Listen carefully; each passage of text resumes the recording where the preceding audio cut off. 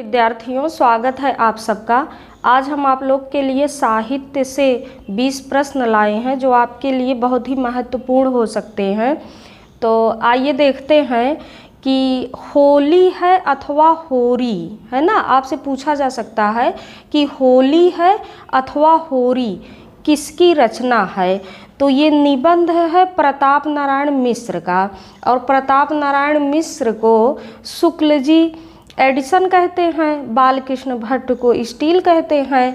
तो आप लोग ऐसे याद कर लेंगे कि जो मतलब अब इनका नाम प्रताप नारायण मिश्र है तो ये प्रतापी हैं, जो प्रतापी होते हैं मतलब वीर होते हैं उनको हम एडवांस कहते हैं। तो ऐसे जोड़कर याद कर लेंगे कि एडिसन प्रताप नारायण मिश्र हैं और स्टील जो हैं वो बालकृष्ण भट्ट हैं। किसने कहा है? शुक्ल जी ने कहा है। होली है अथवा होरी है किसका निबंध है? प्रताप नारायण मिश्र का। अगला प्रश्न है कि होली का उपहार, होली का उपहार किसकी रचना है? तो होली का उपहार कहानी है 1931 में प्रेमचंद की। प्रेमचंद को कहानी सम्राट भी कहा जाता है, उपन्यास सम्राट भी कहा जाता है। अगला प्रश्न है कि कौन सी रचना, किस रचना को कौन सी रचना संसार को होली का रूपक मानकर लिखा गया है, या किस रचना को होली का रूपक कहा जाता है? तो यहाँ पर आपका उत्तर सही हो जाएगा कि सूरसारावली, जो कि सूरदास की रचना है जिसमें 1107 छंद हैं। तो कौन सी रचना संसार को होली का रूपक मानकर लिखा गया है? तो सूरसारावली आपका उत्तर सही हो जाएगा। ध्यान रखेंगे, सूरसारावली। उसके बाद अगला प्रश्न है कि सूरदास की रचनाओं का सर्वप्रथम संपादन किस नाम से किया गया या कहाँ से किया गया? तो सूरदास की रचनाओं का सर्वप्रथम संपादन, देखो सूरदास की रचना का नाम लेते ही सूरसागर, सूरसारावली, साहित्य लहरी फट से याद आ जाता है। लेकिन सूरदास की रचनाओं का सर्वप्रथम संपादन कलकत्ता से 1847 ईस्वी में राग कल्प द्रुम के नाम से किया गया। याद रखेंगे, राग कल्प द्रुम के नाम से।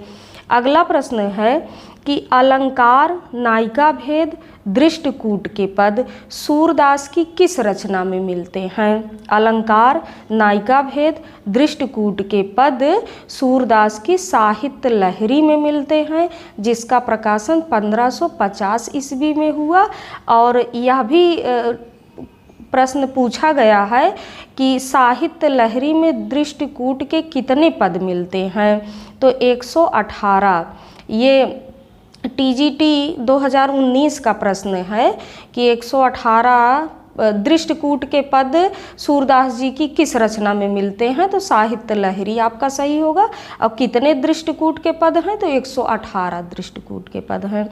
अगला प्रश्न है कि साहित्य को ज्ञान राशि का संचित कोश किसने कहा? साहित्य को ज्ञान राशि का संचित कोश किसने कहा?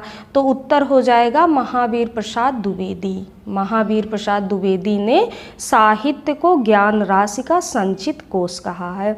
अगला प्रश्न है कि शुक्ल जी ने किसके निबंधों को बातों का संग्रह कहा है? आचार्य रामचंद्र शुक्ल जी ने किसके निबंधों को बातों का संग्रह कहा है? तो उत्तर आपका यही हो जाएगा, महावीर प्रसाद द्विवेदी के निबंधों को बातों का संग्रह कहा है। अगला प्रश्न है कि संपत्ति शास्त्र, नाट्य शास्त्र, संपत्ति शास्त्र, नाट्य शास्त्र, उपन्यास रहस्य, भाषा और व्याकरण, कवि और कविता। संपत्ति शास्त्र, नाट्य शास्त्र, दो तो आपके शास्त्र ही हो गए।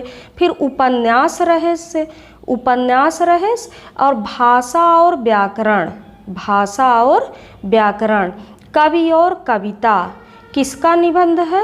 तो महावीर प्रसाद द्विवेदी का निबंध है। इसी की जगह यदि आपसे पूछ लिया जाए कि रूपक रहस्य या भाषा रहस्य, यहाँ तो दिया गया है उपन्यास रहस्य, यह भी टीजी का प्रश्न है, उपन्यास रहस्य पूछा गया है। तो आप इसको जानते रहे, साथ में रूपक रहस्य या भाषा रहस्य पूछा जाएगा तो वो श्याम सुंदर दास की रचना हो जाती है। अगला प्रश्न देखिए, तो अगला प्रश्न है कि आचार्य शुक्ल के अनुसार साहित्य की जो 12 रचनाएं हैं जिसके आधार पर उन्होंने आदिकाल का नामकरण वीरगाथा काल किया है, तो ये कौन कौन सी रचनाएं हैं इसको देख लीजिए कि इसमें तो अपभ्रंश की आपकी 4 रचनाएं हो जाएंगी, कीर्तिलता, कीर्ति पताका, विजयपाल रासो और हमीर रासो। कीर्तिलता, कीर्ति पताका, विजयपाल रासो और हमीर रासो अपभ्रंश की 4 रचनाएं।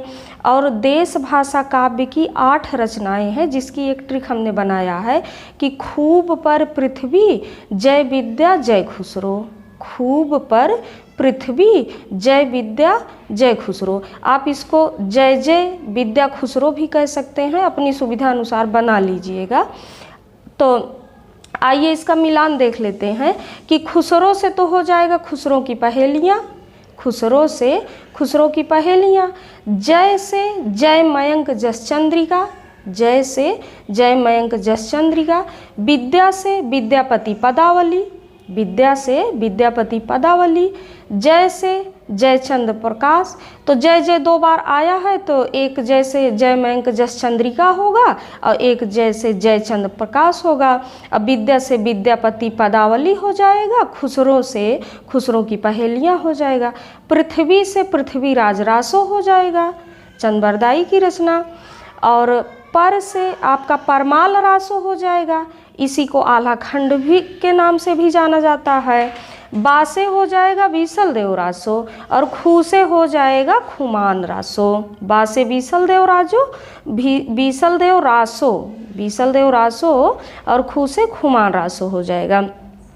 यहाँ थोड़ा और ध्यान रखेंगे कि बीसल देव रासो, यहाँ देखिए कि बीसल देव रासो और विद्यापति पदावली और खुसरो की पहेलियाँ को छोड़कर सब वीर गाथात्मक रचनाएं हैं, है ना। इसमें से जो ये 3 हैं, बीसल देव रासो, विद्यापति पदावली और खुसरो की पहेलियाँ, इनको छोड़कर बाकी ये जो 12 रचनाएं हैं इसमें सब वीर गाथात्मक रचनाएं हैं।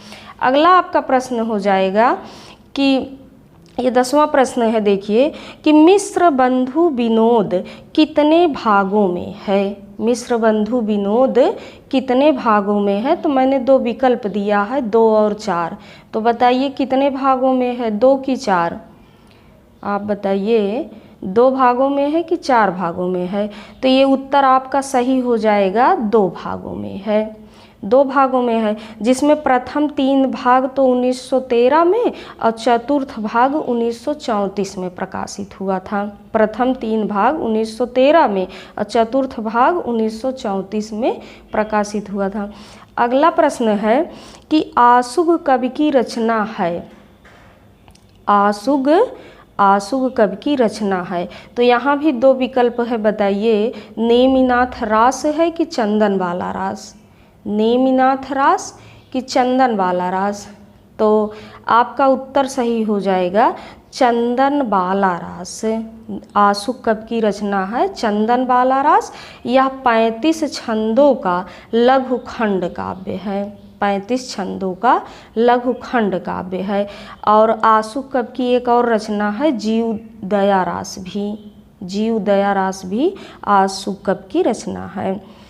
और ये जो नेमिनाथ रास है ये सुमति गण की रचना है। नेमिनाथ रास किसकी रचना है? सुमति गण की रचना है नेमिनाथ रास। और इसमें नेमिनाथ रास में नेमिनाथ के चरित्र का वर्णन किया गया है। 1213 ईस्वी में प्रकाशित हुई है यह रचना और 58 छंद हैं इसमें। नेमिनाथ रास जो है ये 1213 ईस्वी में प्रकाशित हुई है, 58 छंद है और नेमिनाथ के चरित्र का वर्णन है। नेमिनाथ कौन थे?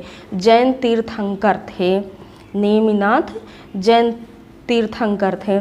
और देखिए कि यदि आपसे पूछ लिया जाए नेमिनाथ चौपाई, है ना, यहाँ है नेमिनाथ रास और यहाँ है नेमिनाथ चौपाई, ये 1200 ईस्वी की रचना है। ये विजय चंद सूर्य की रचना है, विजय चंद सूर्य की रचना है। इसे प्रथम 12 मासा भी कहा जाता है, चौपाई छंद में लिखा गया है, प्रथम 12 मासा चौपाई छंद में।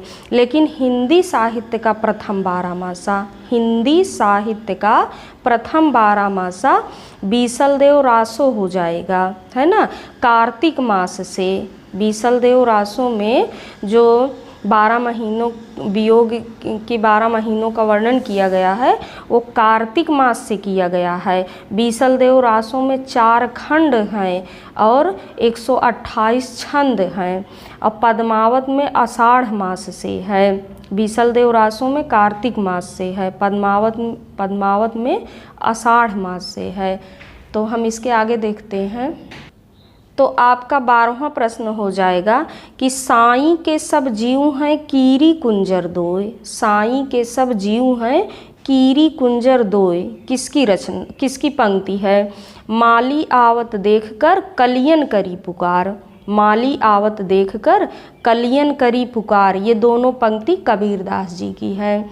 आपका अगला प्रश्न है कि कबीर की भाषा को संत भाषा किसने कहा? कबीर की भाषा को संत भाषा किसने कहा?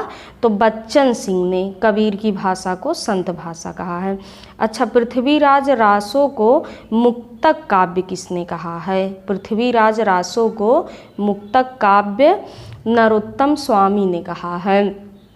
मुक्तक काव्य किसने कहा है? नरोत्तम स्वामी ने कहा है।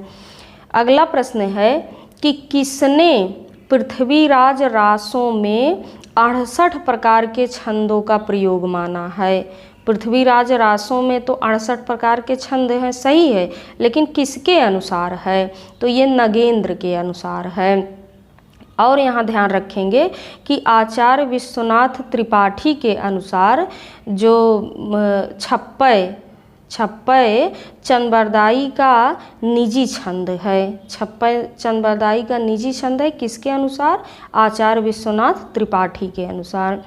अगला प्रश्न है कि भारतीय काव्यशास्त्र के आद्य आचार्य, भारतीय काव्यशास्त्र के आद्य आचार्य, तो 2 विकल्प दिया है मैंने, भामा और भरत मुनि।